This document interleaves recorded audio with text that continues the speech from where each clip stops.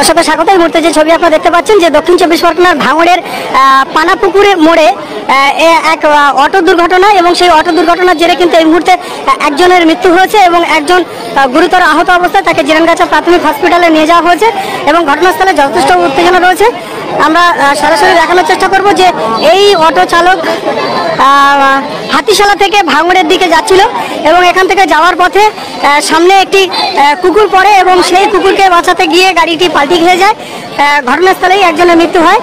যে ছবি আপনারা দেখতে পাচ্ছেন যে দক্ষিণ চব্বিশ পরগনার ভাঙড়ে হাতিশালা থেকে যে অটো ভাঙড়গামী আসে এবং সেই ভাঙড়ের পানাপুকুর মোড়েই একেবারে এই পথ দুর্ঘটনা, এবং যার জেরেই কিন্তু যথেষ্ট এলাকায় উত্তেজনা এবং শোকের ছায়া নেমে এসেছে।